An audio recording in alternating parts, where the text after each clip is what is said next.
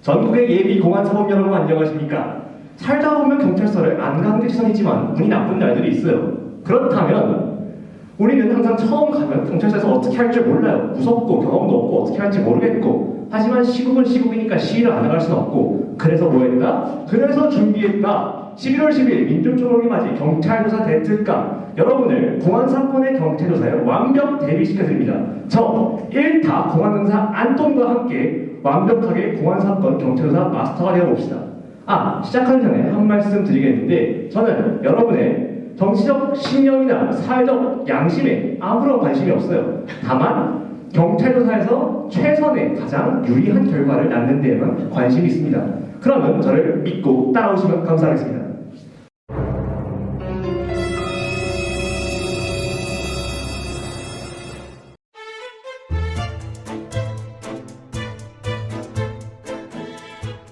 여러분 같은 사람이 경찰서에 잡혀가는 데는 두 가지 방식이 있어요. 첫째, 연행이 된다. 두 번째, 출석 요구서를 받는다.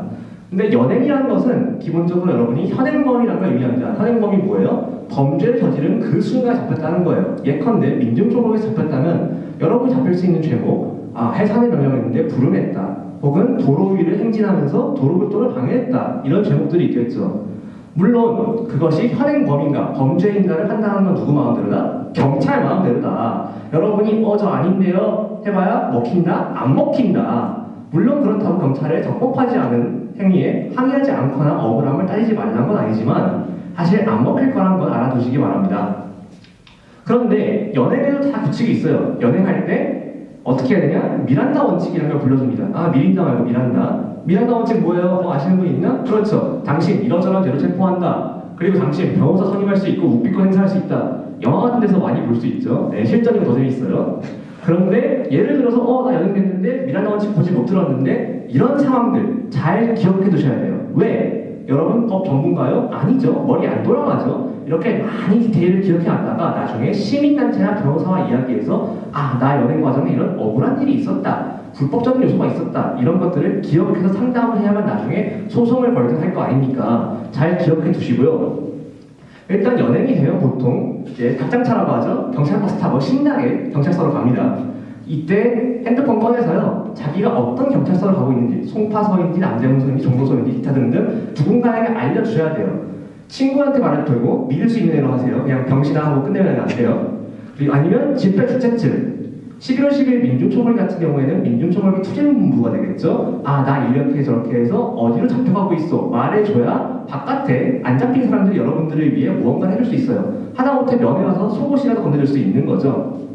그리고 핸드폰 경찰이 내놓으라 할 수 있는데 내놓지 마세요. 그거 압수수색 영장 있어야 되고요. 핸드폰 내놔서 경찰이 열어봤을 때 100% 여러분에게 좋은 일이 있을 수가 없습니다. 그럼 두 번째, 출석 요구서가 있죠. 출석 요구란 건 뭐냐? 경찰이 친절하게 편지를 보내줘요. 너무 보고 싶어요 안돈씨 하고 보내주면 그거 보고 가시면 되는데, 보통은 편지를 안 끝나고 당신의 담당 경찰이 친절하게 전화를 걸어줄 거예요. 띠링띠링 여보세요 안돈씨 오셔야겠는데 시발 하면 되고. 그런데 출석 요구서에 보통 날아오면 몇 월 며칠 몇 시에 무슨 경찰서로 오세요 라고 적혀 있어요.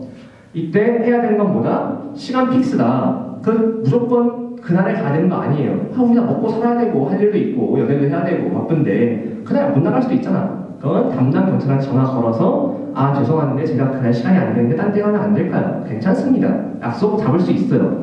그리고 여기서 1타 강사 안돈의 꿀팁, 설령 그날 시간 된다 하더라도 앵간하면 빡빡하다 싶으면 최대한 미루세요. 왜? 여러분 시험 기간에 뭐예요? 물론 새벽까지 놀고 그냥 그날 새벽에 나는 왜 이러고 살까 하는 거 다 아는데, 그래도 괜히 시험 갈 시간 많이 남아있으면 기분 좋잖아.